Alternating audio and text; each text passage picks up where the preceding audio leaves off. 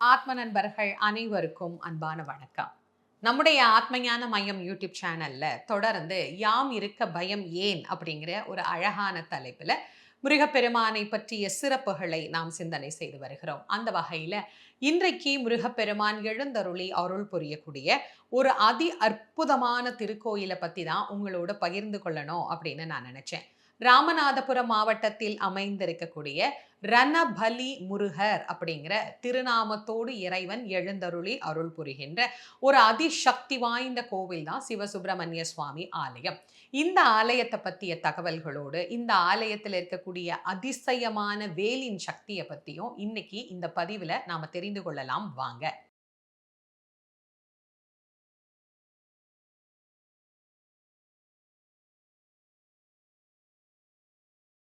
முருகப்பெருமானுக்கு எத்தனையோ கோடான கோடி திருநாமங்கள் உண்டு. அருணகிரிநாதர்கிட்ட போய் முருகனுக்கு எத்தனை நாமங்கள் இருக்கு அப்படின்னு கேட்டா அவர் ஒரே வரியில சொல்லிடுறார், வெகு கோடி நாம சம்பு குமாரா நமோ நம அப்படின்னு சொல்றார். எத்தனை கோடி நாமங்கள் அவருக்கு இருக்கு அப்படின்னு நாம எண்ணி அளவிடவே முடியாது.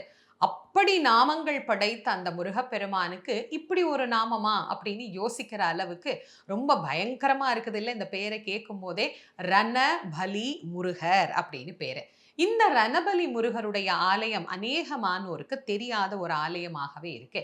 இந்த ஆலயத்தில் இருக்கக்கூடிய முருகப்பெருமான் அதிசக்தி வாய்ந்த முருகராகவும் இங்க இருக்கக்கூடிய வேல் ஆற்றல் நிறைந்த, அதாவது இயற்கையாகவே கடலில் இருந்து நமக்கு கிடைத்த ஒரு அற்புத பொக்கிஷமாகவே விளங்கக்கூடிய ஒரு வேலாகவும் இது நமக்கு விளங்குகின்றது.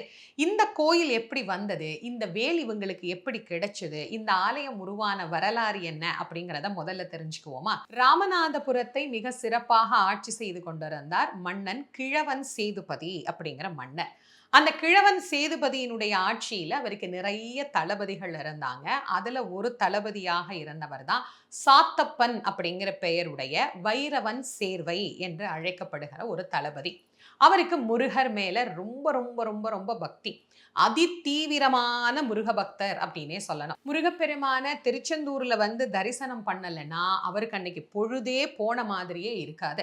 எப்பெல்லாம் அவருக்கு முருகனை பார்க்கணும் அப்படின்னு தோணுதோ அப்பெல்லாம் நேரா திருச்செந்தூருக்கு வந்துடுவார். திருச்செந்தூர் முருகன் மேல அவருக்கு அப்படி ஒரு பிரியம், அப்படி ஒரு காதல். யாருக்கு தான் அவரை பிடிக்காது?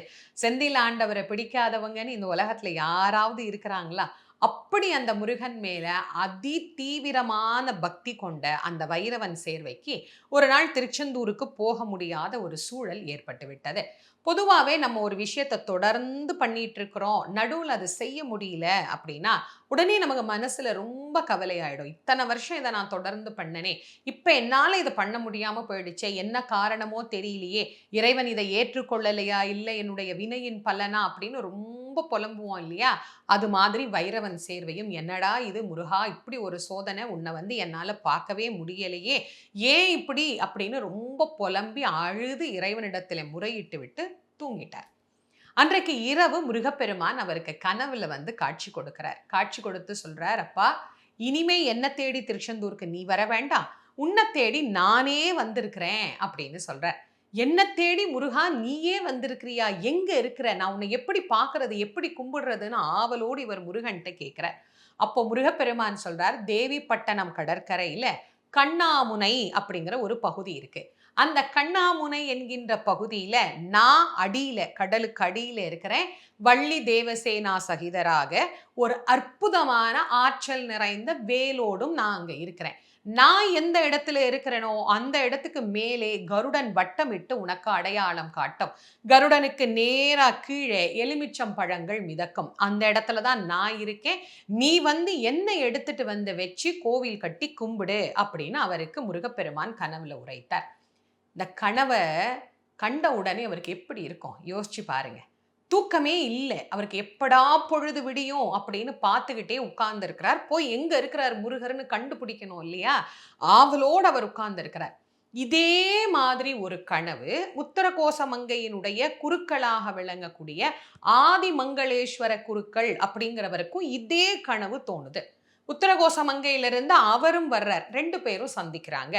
முருகப்பெருமான் 2 பேருக்கும் இந்த கனவை உணர்த்தி இருக்கிறாரே, அப்ப முருகன் இங்க தான் இருக்கிறார். நம்ம போய் தேடுவோம் அப்படின்னு கடல்ல மூழ்கி தேடக்கூடிய ஆட்களோடு 2 பேருமே கிளம்பி போறாங்க. போனா கடல்ல தேடுறாங்க, தேடுறாங்க, தேடுறாங்க. அவங்களால கண்டுபிடிக்கவே முடியல. உள்ள போறவங்களுக்கெல்லாம் ரத்த காயம் ஏற்படுகிறது. உடம்பெல்லாம் ரணகளமாகுது அப்படின்னு சொல்லுவோம் இல்லையா? அது மாதிரி ஏதோ போர்க்களத்துல போய் சண்டை போட்டவங்க மாதிரி உடம்புல காயங்களோட அவங்க திரும்பி வராங்களே தவிர, யாரு கையிலேயும் அந்த முருகரும் கிடைக்கல, வள்ளி தெய்வசேனையும் கிடைக்கல, வேலும் கிடைக்கல. எல்லாருக்கும் ரொம்ப வருத்தம். இவருக்கு ரொம்ப ரொம்ப வருத்தம் வைரவன் சேர்வைக்கு. முருகன் நான் இருக்கேன்னு சொன்னாரே, நான் கண்ட கனவு பொய் இல்ல, நெஜம். நான் கண்ட கனவு பொய் இல்ல, என் மனசுல தோன்றினது அப்படின்னா, அதே கனவு எப்படி குறுக்கலையாவுக்கும் வரும்? அவருக்கும் இதே கனவு வந்திருக்கே. அப்ப முருகன் என்ன சொன்னாரு? நீ வந்து என்னை எடுன்னு தானே சொன்னாரு. நான் ஆளை அனுப்புனது நான் தப்பு. நானே கடல்ல குதிக்கிறேன், நானே தேடுறேன் அப்படின்னு அவரே கடல்ல குதிக்கிறார். அவரே கருடன் வட்டம் விட்ட அந்த இடத்திலும், எலுமிச்சம்பழம் மிதந்த அந்த இடத்திலும் உள்ள போய் அவர் தேடுறார். இன்றைக்கு நாம் வழிபடக்கூடிய முருகனும் வள்ளி தேவசேனையும் அந்த கடல்ல இருந்து தான் கிடைக்கிறாங்க. அதோட ஒரு அதிசக்தி வாய்ந்த வேலும் அந்த கடல்ல இருந்து வருதுங்க. எவ்வளவு அற்புதமா இருக்கு தெரியுமா அந்த வேல். அந்த வேலை பார்த்த உடனே எல்லாருக்கும் அப்படி ஒரு ஆச்சரியம். ஏன்னா இதுவரை பார்த்திராத அதிசய அமைப்புல அந்த வேல் இருக்கு. வேல்னா எப்போதும் வேல் மட்டும்தான் நம்ம பார்ப்போம். ஆனா வேலுக்குள்ளே முருகனுடைய உருவம் பொறித்த மாதிரி ஒரு அற்புதமான வேல். இன்னிக்கும் அது போல ஒரு வேல் வேற எந்த இடத்திலையும் நம்மளால பார்க்கவே முடியாது. அவ்வளவு அற்புதமான வேல். சத்ரு சம்ஹார வேல் அப்படின்னு முருகப்பெருமான் சொன்னதற்கு இணங்க அந்த வேலும் அமைந்திருக்குது. இப்படி எல்லா பொக்கிஷங்களோடும் கரைக்கு வர்றார். மன்னரிடத்துல நடந்ததெல்லாம் சொல்றாங்க. மன்னர் பார்த்தார். தான் இங்கே அரண்மனையை புதுப்பித்து அரண்மனைக்கு செலவு செய்யணும்னு வச்சிருந்த பொற்காசுகள் எல்லாவற்றையும் இந்த கோயில் கட்டி முருகப்பெருமான அங்க வச்சு ஸ்தாபனம் பண்ணி கும்பாபிஷேகம் பண்ணிடுறார்.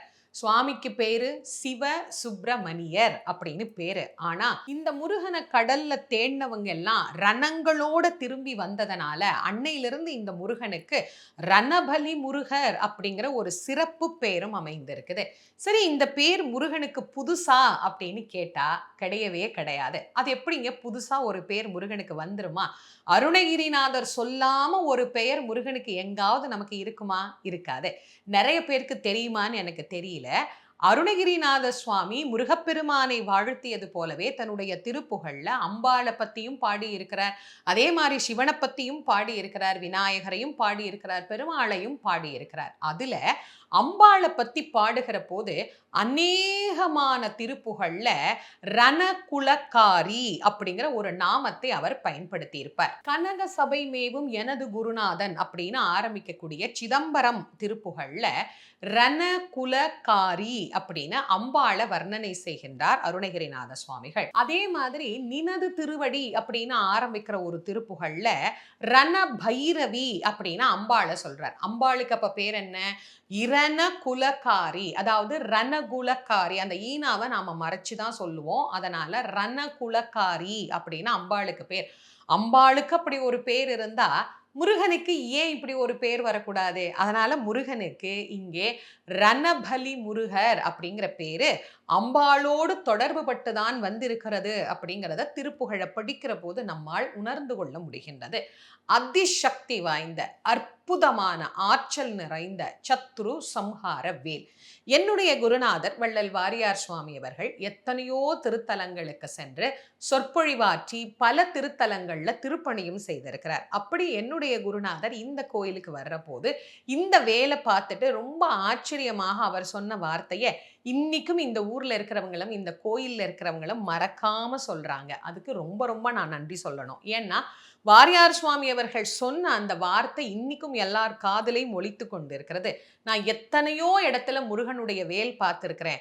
ஆனா இது போல ஒரு அதிசயமான வேலை நான் எங்கேயுமே பார்த்ததில்லை அப்படின்னு தன்னுடைய பேச்சில என்னுடைய குருநாதர் வள்ளல் வாரியார் சுவாமி அவர்கள் சொன்னதை இன்றைக்கும் அவர்கள் நினைவு கூர்ந்து சொல்லிக் கொண்டிருக்கிறார்கள். அப்படி அதிசக்தி வாய்ந்ததாக விளங்கக்கூடியதுதான் இந்த சத்ரு சம்ஹார மூர்த்தி வேல். இந்த முருகரை பத்தி கேட்கும் போதே இவரை பார்க்கணும்னு எங்களுக்கு ரொம்ப ஆசையா இருக்கு அப்படின்னு உங்களுக்கு தோணும். சில பேருக்கு இந்த கோவில் பத்தின தகவலும் தெரிஞ்சிருக்கும். இப்படிப்பட்ட அழகான கோயில் எந்த ஊர்ல இருக்கு தெரியுமா? பெருவயல் அப்படிங்கிற ஒரு கிராமத்துல தான் இருக்கு. ஆதியில இந்த ஊர் நிறைய வயல்கள் சூழ்ந்து இருந்ததனால பெருவயல் அப்படிங்கிற பெயர் அமைந்திருக்கிறது. ராமநாதபுரத்துல இருந்து போனீங்கன்னா சுமார் ஒரு 14 கிலோமீட்டர் இருக்கும்.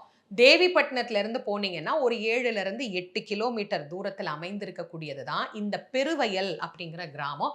ரணபலி முருகர் கோவில் அப்படின்னு நீங்க கூகுள் மேப்ல போட்டாலே நேரா கோவிலுக்கே போய் சேர்ந்துடலாம். இந்த கோயில் பார்த்தீங்கன்னா ரொம்ப அழகா அற்புதமா ஒரு கிராமத்துக்குள்ள இருக்கிற ஒரு கோயில போய் நம்ம வழிபாடு பண்ணோம்னா எப்படி இருக்கும் அந்த மாதிரி அமைப்பில் இருக்கக்கூடிய ஒரு கோயில். இந்த கோவில்ல வெறும் முருகரை மட்டும்தான் நம்ம பார்க்க போறோம் அப்படின்னு நினைச்சிட்டு போனீங்கன்னா உங்களுக்கு இன்னொரு ஆச்சரியமும் காத்து கொண்டு இருக்கும். ஏன்னா இங்க ராமநாத சுவாமியும் பர்வதவர்த்தினி அம்பாளும் இங்கே எழுந்தருளி இருக்கிறாங்க. ஏன்னா இவருக்கு வைரவன் சேர்வைக்கு இந்த ராமநாத சுவாமி மேலேயும் தீராத காதல் உண்டு. அதனால அவர் என்ன பண்ணாரு, இந்த கோவில்லையே முருகனோட சேர்த்து ராமநாத சுவாமி அதே மாதிரி பர்வதவர்த்தினி அம்பாளையும் அங்க பிரதிஷ்டை பண்ணி இருக்கிறார். இந்த கோவிலுக்கு உண்டான ஒரு தனிப்பெரும் சிறப்பு என்ன அப்படின்னா, இங்க வந்து வழிபாடு பண்ணா திருச்செந்தூருக்கும் ராமேஸ்வரத்துக்கும் சென்று ஒரே நேரத்துல வழிபாடு பண்ணினா என்ன பலனோ அந்த பலன் இந்த ஒரே முருகர் கோவில்ல வந்து வழிபாடு பண்ணினா கிடைக்கும் அப்படிங்கிறது தான். இந்த கோவில்ல திருச்செந்தூர் மாதிரியே திருவிழாக்கள் நடைபெறுகிறது அப்படிங்கிறது தான் மேலும் சிறப்பான ஒரு விஷயம்னே சொல்லலாம். மாசியில எப்படி திருச்செந்தூர் கோவில்ல சிகப்பு சாத்து, பச்சை சாத்து, வெள்ளை சாத்து இருக்கோ அதே மாதிரி இங்கேயும் மாசியில சிகப்பு, பச்சை, வெள்ளை சாத்தி முருகப்பெருமான் எழுந்தருளி அருள் புரிகிறார். இங்க உற்சவமாகவே அது கொண்டாடப்படுகிறது. அதே மாதிரி சஷ்டி எப்படி திருச்செந்தூர்ல ரொம்ப விசேஷமானதோ இங்கேயும் அந்த சஷ்டி ரொம்ப ரொம்ப விசேஷமாக கொண்டாடப்படுகிறது. குறிப்பா இந்த சத்ரு சம்ஹார வேலோடு அதுதான் ரொம்ப ரொம்ப முக்கியம். இந்த சத்ரு சம்ஹார வேல் இருக்கு பாத்தீங்களா, அதை நீங்க பாத்தீங்கன்னாலே தெரியும் அவ்வளவு ஆற்றல் நிறைந்த ஒரு வேல். அந்த வேலுக்குள்ள முருகரை நீங்க பாருங்க, எவ்வளவு அழகா ஒரு காலை மடிச்சு எவ்வளவு அற்புதமா உட்கார்ந்துருப்பார் தெரியுமா. இது மாதிரி ஒரு வேலினுடைய அமைப்பை எங்குமே நம்மளால பார்க்க முடியாது அப்படிங்கிறத அந்த வேலை நாம பார்க்கும்போது தான் நமக்கு உள்ளத்துல தோன்றும். ரணபலி முருகர் அப்படிங்கிற இந்த பேரை கேட்கும் போதே மனசுக்குள்ள கொஞ்சம் ஒரு யோசனையா இருக்குதேமா அப்படின்னு நீங்க நினைக்கலாம். அன்னைக்கு அவங்களுக்கு ரணமானதனால இவருக்கு ரணபலி முருகர் அப்படின்னு பேரா அப்படின்னா கிடையாது. நம்முடைய வாழ்க்கையில நமக்கு ஏற்படக்கூடிய கடனை அடைத்து கடன் பிரச்சனையிலிருந்து நம்மை காப்பாற்றக்கூடிய ஒரு தெய்வமாகவும் இந்த முருகப்பெருமான் விளங்குகிறார். அதே போல உடல்ல ஏற்படக்கூடிய நோய் பிரச்சனைகள், நோய் வந்தாலே உடம்பு என்னவா மாறிடுது, ரணமாக மாறி போய் விடுகிறது. அந்த ரணத்தில் இருந்து நம்மை காக்கக்கூடிய தெய்வமாகவும் இந்த முருகன் விளங்குகிறார். மனத்தில் ஏற்படக்கூடிய ரணங்கள், மனசுல எவ்வளோ கவலை, சில பேர் சொல்லுவாங்க அப்படியே எனக்கு மனம் ரணமா போயிடுச்சுங்க, அவ்வளோ துன்பம் இருக்கு அப்படின்னு சொல்றோம் இல்லையா. அப்படி மனதில் ஏற்படக்கூடிய எல்லா வகையான துன்பங்களையும் போக்கக்கூடிய முருகனாக இந்த முருகப்பெருமான் விளங்குகிறார். இது இல்லாம பில்லி, சூனியம், ஏவல், செய்வினை இதுலெல்லாம் எங்கள் வாழ்க்கையில நிறைய துன்பம் வந்துருச்சு அப்படின்னு சொல்றாங்கல்ல, அது அத்தனையும் வேரோடு நீக்கக்கூடிய ஒரு அதிசக்தி வாய்ந்த முருகனாக இவர் விளங்குகிறார். அதனால்தான் இங்க இருக்கக்கூடிய அந்த வேலுக்கு பேர் பாருங்க, சத்ரு சம்ஹார வேல் அப்படின்னு சொல்றாங்க. அப்ப எதிரிகள் கிட்ட இருந்து நம்மை காக்கக்கூடிய ஒரு அதிசக்தி வாய்ந்த வேலாகத்தான் இங்கே இந்த வேலும் விளங்கி கொண்டிருக்கேன். அப்போ வேலும் சரி, முருகனும் சரி, அதிசக்தி வாய்ந்த அற்புத தெய்வமாக இந்த கோவில்ல எழுந்தருளி அருள் புரிகிறாங்க. இந்த கோவில்ல இருக்கக்கூடிய முருகப்பெருமான நாம போய் தரிசனம் பண்ணினோம்னா நம்முடைய வாழ்க்கையில இருக்கக்கூடிய ரணங்கள் எல்லாம் நீங்கி ஒரு சுகமான ஒரு மகிழ்ச்சியான வாழ்க்கை அப்படிங்கிறது எல்லாருக்கும் நிச்சயமாக அமையும் அப்படிங்கிறது நிதர்சனமான உண்மை. இதை கேட்கக்கூடிய முருக பக்தர்கள் எத்தனையோ முருகப்பெருமானுடைய கோயிலுக்கு போறீங்க, ஆறுபடை முருகன் கோயிலுக்கு போறீங்க, அதே மாதிரி பல்வேறு மாநிலங்கள்ல பல்வேறு மாவட்டங்கள்ல இருக்கக்கூடிய முருகப்பெருமானையும் போய் வழிபாடு பண்றீங்க. எல்லாரும் என்ன கேட்டா ஒரு முறையாவது இந்த ரணபலி முருகர் கோவிலுக்கு போகணும். ரொம்ப சக்தி வாய்ந்த இந்த ரணபலி முருகரை போய் ஒரு முறை நீங்க வழிபாடு பண்ணி பாருங்க. உங்களுடைய வாழ்க்கையில எவ்வளவு மாற்றங்கள் நிகழ்கிறது அப்படிங்கிறத நீங்க அனுபவித்த பிறகு அதை உங்களை சார்ந்தவர்களுக்கு நீங்க சத்தியமா சொல்லுவீங்க. ஏன்னா முருகப்பெருமானை நம்பிக்கையோடு இந்த திருத்தலத்திலே வந்து யார் வழிபாடு செய்கிறார்களோ அவர்களுக்கு நிதர்சனமா கருணை காட்டக்கூடிய சக்தி வாய்ந்த தெய்வம். அதனால இந்த கோயிலுக்கு எல்லாரும் ஒரு முறை வாய்ப்பை ஏற்படுத்தி கொண்டு போய் இங்க இருக்கக்கூடிய முருகனை வழிபாடு பண்ணுங்க, வேலை வழிபாடு பண்ணுங்க. முருகப்பெருமானுடைய அருளால எல்லாருக்கும் எல்லா நலனும் கிடைக்கணும் அப்படின்னு நானும் ரன்னப்பலி முருகரை உள்ளன்போடு பிரார்த்தனை செய்து மகிழ்கின்றேன். இந்த பதிவை உங்களை சார்ந்த நண்பர்கள், உற்றார் உறவினர்கள், முருக பக்தர்களுக்கெல்லாம் கண்டிப்பா பகிர்ந்து கொள்ளுங்க. முருகனை பற்றி நாம் இன்னும் தெரிந்து கொள்ள வேண்டிய பல அதிசயமான கோயில்கள் இருக்கு. நான் ஒன்னொன்னா உங்களுக்கு எதிர்வரும் காலத்துல நான் உங்களுக்கு சொல்லிக்கிட்டே இருக்கிறேன். எல்லாத்தையும் நீங்க பார்த்து மகிழ்ற மாதிரி உங்களை சார்ந்தவர்களுக்கும் இதை ஷேர் பண்ணுங்க. நம்முடைய ஆத்ம ஞானமயம் யூடியூப் சேனலை இது வரைக்கும் நீங்கள் சப்ஸ்கிரைப் பண்ணாமலேயே பார்க்குறீங்க அப்படின்னா பண்ணிக்கோங்க. எந்த பதிவு போட்டாலும் அது உடனடியாக உங்களுடைய பார்வைக்கு வந்து சேரும். மீண்டும் மற்றும் ஒரு சிறப்புக்குரிய முருகப்பெருமானுடைய ஆலயமோ அல்லது முருகனை பற்றிய தகவலோடு உங்கள் அனைவரையும் யாம் இருக்க பயம் ஏன் அப்படிங்கிற இந்த பகுதியில் சந்திக்கிறேன்.